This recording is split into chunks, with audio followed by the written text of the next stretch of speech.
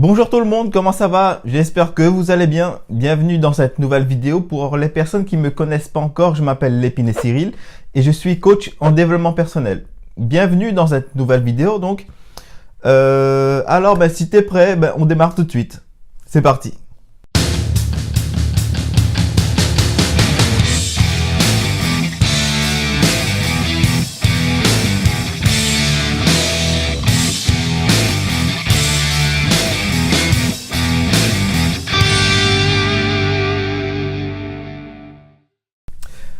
Nous voici de retour. Alors, pour commencer cette vidéo, je vais parler de plusieurs points.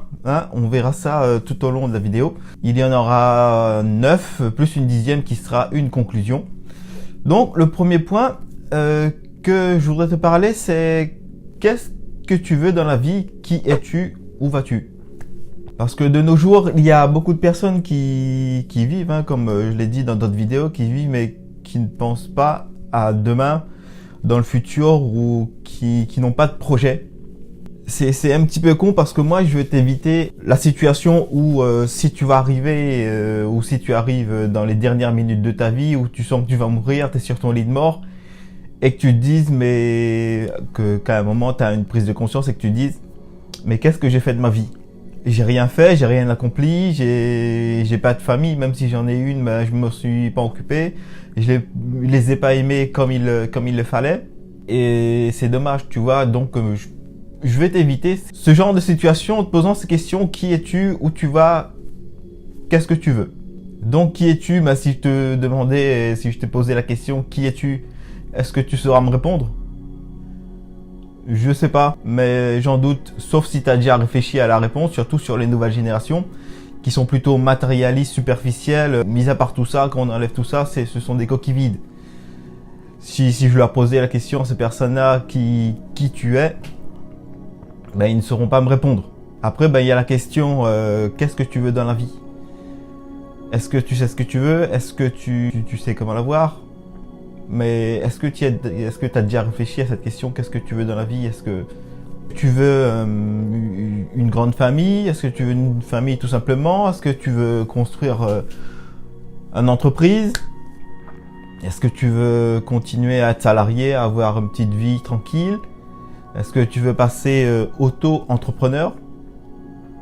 Ça serait bien de le savoir. Et où tu vas dans le sens où la vie, c'est deux points. C'est un point A et un point B. Le point A, tu nais, et le point B, tu meurs. Mais entre ces deux points, il y a ta vie, il y a du temps. Qu'est-ce que tu comptes faire? Est-ce que tu as organisé des choses pour ta vie?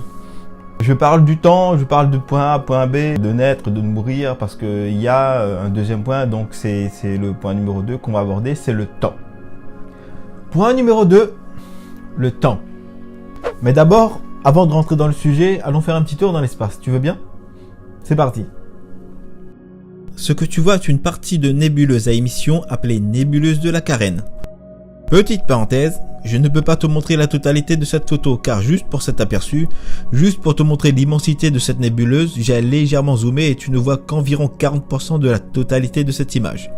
Si tu souhaites avoir cette photo, j'ai laissé dans la description le lien te permettant de la télécharger, mais attention, cette photo fait 479 MO. Donc, cette nébuleuse se situe dans la constellation de la Carène et qui lui-même se situe dans notre galaxie, c'est-à-dire la Voie lactée. La nébuleuse de la Carène, c'est la petite zone en rouge que tu vois. Ce sont des étendues immenses composées principalement de gaz et de poussière, des endroits où peuvent naître des étoiles. Cette illustration a pour but de t'expliquer ma façon de voir les choses concernant le temps. Tu penses avoir le temps ? Eh bien sache que cette chose magnifique et grandiose est située à environ 7500 années-lumière de toi. Date de milliards d'années et sera là encore dans plusieurs milliards d'années. Alors comprends bien que si on plaçait la Terre dans cette nébuleuse, on n'en verrait même pas. Sache que cette même nébuleuse n'est qu'une infime partie ridicule de notre galaxie. Et des galaxies, il y en a des milliards. Pour te donner un ordre d'idée, dans cette photo, il y a plus de 15 000 galaxies. Tu penses avoir le temps ? Alors le temps, comme tu as vu, là-haut dans l'espace, l'échelle du temps n'est absolument pas pareille. Ici, allez, pour une personne, je vais être gentil. Je vais dire qu'une personne a une espérance de vie de 100 ans. Et je dis bien, je suis gentil. Alors, imaginons que tout le monde vivait 100 ans. Ça veut dire que sur ces 100 ans, tu peux enlever déjà 20 ans. C'est-à-dire qu'à partir du moment où tu nais jusqu'à l'âge de 20 ans, tu vis, tu grandis, tu es un petit con, un adolescent, tout ce que tu veux. Jusqu'à 20 ans, et comme je l'ai dit que je vais être gentil, à partir de 20 ans, tu commences à travailler, tu commences à faire quelque chose de ta vie, tu commences à t'accomplir. Et dans ces 100 ans, donc tu as les 20 ans que tu dois enlever, mais aussi il y a 15 ans sur la fin. C'est-à-dire que sur la fin de vie, tu sens qu'il est temps de prendre sa retraite. On va dire que tu pars 15 ans avant. Ça veut dire que tu enlèves 35 ans, ce qui te reste 65. C'est pas beaucoup. Et réfléchis un peu, 65 ans, c'est quoi 65 ans par rapport à 1000 ans. C'est rien. Mais en haut, on parle de millions d'années, on parle de milliards d'années, on parle d'années-lumière. Pour la petite minute scientifique, hein. Une année-lumière, c'est le temps que parcourt la lumière pendant une année. Et la lumière file à 300 000 mètres par seconde. 300 000 mètres par seconde. J'ai pas dit kilomètres. 300 000 mètres. Ça va hyper vite. Donc le temps, prends conscience que c'est quelque chose que tu n'as pas indéfiniment. Malheureusement, que tôt ou tard, tu vas mourir. De nos jours, les gens vivent comme s'ils allaient avoir une deuxième vie, une troisième vie et une quatrième. Ils vivent sans programmer rien du tout. Mais sache que après que tu sois mort, il n'y aura rien du tout. Il y a des théories qui disent qu'il y a peut-être une réincarnation. Les religions disent qu'il y a le paradis, tout ça. Mais comme on n'en est pas sûr, comme il n'y a personne qui peut affirmer ces choses-là, on va partir du principe que après la mort, il n'y a rien du tout. Après la mort, comme on dit, t'es bien mort. Donc tu vis, tu meurs, et après il n'y a plus rien. T'existes plus. Tu vas exister pendant quelques années dans l'esprit des personnes qui existent encore, qui vivent encore. Mais sache que même ces personnes vont partir. Ça veut dire que tu meurs, t'existes plus physiquement. Tôt ou tard, personne ne se souviendra de toi. Parce que personne ne te connaîtra. Tu vois, ça va vite. Donc vraiment, prends conscience de l'importance du temps. Tu as un temps qui est défini, qui est limité, hélas. Alors fais-en bon usage. Ensuite, point numéro 3. Qu'est-ce que tu fais pour réussir? Comment tu le fais et combien de fois tu le fais? Tu veux devenir sportif, professionnel? Tu veux avoir une grande entreprise ou tu veux améliorer ton entreprise, donc peu importe ce que tu fais, peu importe ce que tu veux. Qu'est-ce que tu fais pour l'obtenir? Comment tu le fais et combien de fois tu le fais? Admettons, on va prendre quelqu'un qui veut jouer du basket. J'ai déjà pris quelques exemples pour le foot, on va changer un peu. Quelqu'un qui veut devenir basketteur, qu'est-ce qu'il va faire? Qu'est-ce qu'il va faire, combien de fois et comment? Parce qu'imaginons une personne qui veut devenir basketteur professionnel, qui veut jouer dans les grandes équipes internationales, etc. Mais qui s'entraîne une fois par mois, qui fait peut-être 2 exercices quand il vient et qui ne s'entraîne pas sérieusement.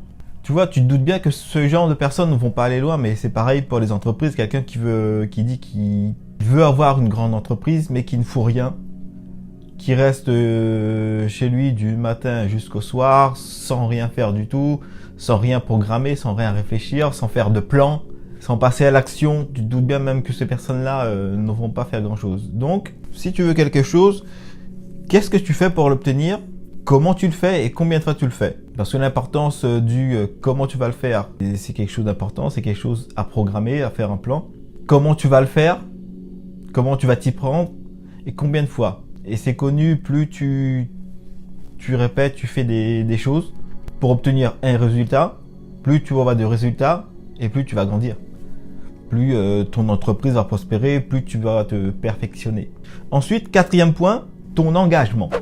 L'engagement, c'est un terme qu'on peut utiliser dans beaucoup de domaines, on va dire. Que ce soit le développement personnel, que ce soit pour les couples, que ce soit envers soi-même, envers les autres. T'engager envers les autres, t'engager envers ton copain ou ta copine. Le problème, c'est que l'engagement, personne ne mesure plus l'importance de ce mot, s'engager. Il y a une personne qui s'engage envers son copain, sa copine, qui s'engage pour la vie à le rendre heureux ou à le rendre heureuse, mais au final, il n'y a que destruction. Tu t'engages envers une personne à faire quelque chose, mais au final, tu ne le fais pas. Tu t'engages envers toi-même à faire des choses, à faire des actions, par exemple, faire une heure d'exercice par jour, en jour de semaine, 5 fois par jour, mais tu ne le fais pas. Tu as commencé juste une fois et tu ne l'as plus jamais refait. L'engagement, c'est très important. Plus quelqu'un est engagé dans ce qu'il fait, et plus il aura des capacités à le réussir. Ensuite, 5e point, ce sont les situations difficiles, les excuses. Les situations difficiles, tu en auras tout le temps, tu en auras encore. Le problème, c'est là-dedans, c'est qu'il y a des personnes qui utilisent ça comme excuse, comme un prétexte pour ne pas avancer. Je dis pas que c'est facile d'avancer quand il y a des difficultés. C'est très difficile. Mais moi, je m'en fous de tout ça, je m'en fous des excuses. Ce que je veux, ce sont des solutions. Je m'en tape complètement que tu es dans une situation difficile. Le problème, c'est que tu ne cherches pas de solution. Et là, je parle pour des personnes qui disent tout le temps des excuses, qui sortent tout le temps des excuses. Sache que tous les leaders qui existent dans ce monde, ou toutes les personnes qui veulent absolument réussir, et je dis bien absolument, sache que les difficultés ne va pas faire que tu seras en échec. Ces personnes savent bien que les difficultés, c'est pas une cause d'abandon. Ils savent bien que quand il y a une difficulté, un problème, c'est juste un obstacle où tu vas devoir trouver une solution, plusieurs solutions, utiliser la meilleure, où il va falloir juste redoubler d'efforts. Mais le problème, c'est qu'il n'y a pas beaucoup de personnes qui pensent de cette façon. C'est très dommage parce que ça les empêche d'avancer dans la vie. À peine ils rencontrent un problème, la phrase la plus courante qu'on entend toujours, c'est ça tombe toujours sur moi. Et si justement ça devait tomber toujours sur toi, s'il y a une raison à ça, une raison qui fait que c'est toi qui dois grandir, t'as un potentiel, la vie te met à l'épreuve pour justement faire exploser ce potentiel. Si c'était ça, au lieu de te dire oui mais ça tombe toujours sur moi, jamais un autre, j'en ai marre. Donc réfléchis 2 minutes à ça, si justement tout ce qui t'arrivait était fait pour toi. Ne regarde pas les autres, regarde juste toi. T'as des problèmes, d'accord, alors trouve des solutions. Des solutions, il y en a, il faut chercher. T'as un cerveau, utilise-le. Ensuite, point numéro 6, avoir du recul. Avoir du recul, c'est bien dans le sens où ça peut te motiver. C'est voir d'où tu es parti, voir le chemin que tu as parcouru et observer où est-ce que tu es arrivé aujourd'hui, où tu en es. Peut-être que au départ, quand tu as commencé, tu n'aurais jamais imaginé que tu aurais arrivé à ce point-là aujourd'hui. Tu vois, ça peut motiver, c'est quelque chose qui peut te faire avoir de la gratitude. Dans tous les passages difficiles que tu as eus, tous les malheurs, tous les problèmes que tu as rencontrés, tu peux avoir de la gratitude envers ça parce que ça t'a aidé à grandir. Et tu peux avoir de la gratitude envers toi-même parce que tu as passé tout ça. Tu as eu des difficultés, tu as trouvé des solutions, tu les as enchaînées une à une, avec difficulté peut-être. Mais aujourd'hui, tu es bien avancé. Donc c'est bien avoir du recul pour s'en rendre compte, pour prendre conscience d'où tu es parti et où tu es arrivé aujourd'hui. Ensuite, point numéro 7, se remettre en question, faire des résumés. Ou plutôt, dans l'ordre, faire des résumés et remettre en question. Qu'est-ce que je veux dire par là? Ça peut être utilisé dans beaucoup de domaines, que ce soit le couple, la famille, les amis, l'amour, les entreprises. En fait, ça veut dire de prendre une situation particulière ou une action que tu as entrepris, faire un résumé du résultat que tu as eu et par exemple te demander qu'est-ce que tu peux améliorer, qu'est-ce que tu peux changer, qu'est-ce que tu peux retirer, qu'est-ce que tu peux ajouter. Par exemple, tu as fait quelque chose pour ton entreprise, pour le faire connaître un peu plus ou pour avoir plus d'argent. Tu as fait quelque chose, par rapport à ça, tu as eu des résultats et donc c'est te remettre en question, remettre des choses en question pour améliorer, pour avoir plus de résultats. Tu comprends?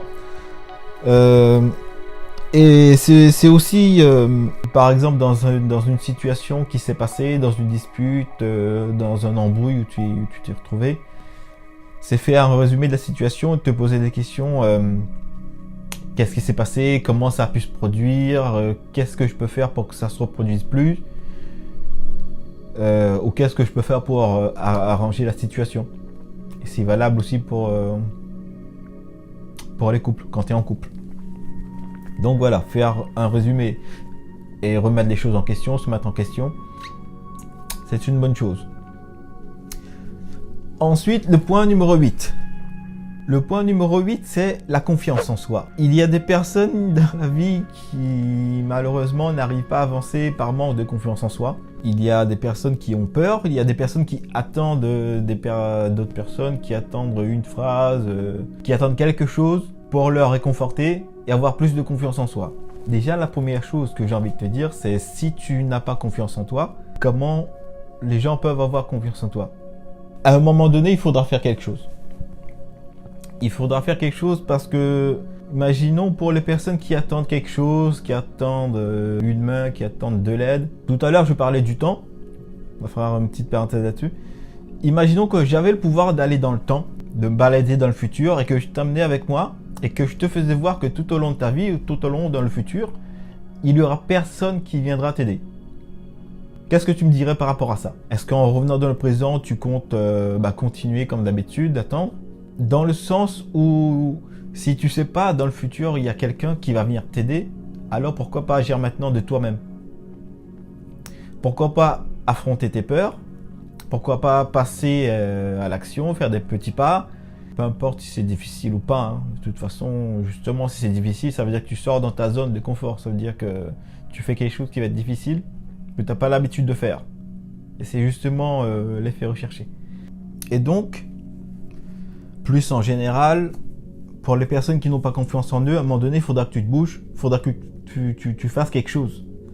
Parce que tu ne peux pas rester comme ça éternellement. Parce qu'imagine depuis le temps où tu n'as pas confiance en toi, imagine ce que tu aurais pu faire depuis. Je pense que tu aurais pu faire beaucoup de choses. Sauf que tu restes sur tes peurs, tu restes sur tes craintes, tu restes dans ta zone de confort, tu n'en sors pas. Si tu fais tous les jours les mêmes choses, et ça je l'ai dit assez souvent, si tu fais toujours les mêmes choses, tu auras toujours les mêmes résultats. Si tu veux quelque chose de différent, fais des choses différentes. Fais des choses que tu n'as pas l'habitude de faire pour sortir de ta zone de confort. Vraiment. Ensuite, le point numéro 9, savoir rester heureux. Ça aussi, on peut l'appliquer dans beaucoup de situations. Savoir rester heureux, par exemple, il y a des personnes qui vivent une belle journée, ils sont tout contents, ils rentrent chez eux et ils reçoivent une facture, que ce soit une facture d'électricité, une facture d'impôt, peu importe, mais qui se laissent gâcher la journée par ces petits détails. Ou sinon, tu as passé une très bonne matinée, mais il suffit qu'une personne t'insulte ou te heurte quelque part, dit une phrase qui t'a pas plu, une remarque avec les collègues ou les amis, peu importe. Et ça suffit pour te gâcher le reste de la journée. Donc, savoir rester heureux. Ne te laisse pas gâcher la vie par rapport à ces petits trucs vraiment ridicules. Quelqu'un t'a insulté dans la rue, et alors? Et alors, qu'est-ce que ça peut te faire? Il t'a pas frappé physiquement, il t'a pas agressé physiquement, c'est juste... il a dit quelques mots, c'est tout. Après, si ça t'énerve, si ça te met hors de toi, ça veut dire que quelque part, t'es déjà en colère. Mais il suffit qu'il y ait un petit déclencheur, hop, c'est parti. Il y a un sage que j'aime bien qui dit que si tu te mets en colère, c'est que la colère était déjà en toi. Si tu te mets en colère pour rien du tout, c'est que quelque part, il y a quelque chose qui ne va pas et il faut arranger ça. Tu vois? Donc, reste heureux parce que sache que les leaders, les personnes, les grands leaders, je te parle des grandes personnalités, ils ne se laissent pas aller pour ces petites choses. Tu vois, un grand chef d'entreprise reçoit une facture de 700 000 € à payer. Il va se dire, bon, c'est chiant, mais c'est pas grave, je vais le payer. Et puis il va passer à autre chose. Hein. Une personne qui va l'insulter dans la rue, bon, d'accord, monsieur, si vous voulez, je suis un connard, d'accord. Tu comprends? C'est pour ça que moi je dis tout le temps, il faut vraiment penser comme des leaders, avoir le leadership. Reste heureux. Ça s'apprend, si tu ne le fais pas naturellement. Rester heureux, c'est garder le sourire, peu importe la situation. Au pire, si tu gardes pas le sourire, que ça ne te gâche pas la journée, quoi. D'accord? Point numéro 10, ça sera une conclusion. Pourquoi j'ai fait cette vidéo? J'ai fait cette vidéo, comme tu as vu, ça parle pas mal de choses en général. J'ai fait ça surtout pour les gens qui n'ont pas de repères dans la vie, qui ne savent pas où ils en sont. À travers ces questions, j'espère les guider un peu.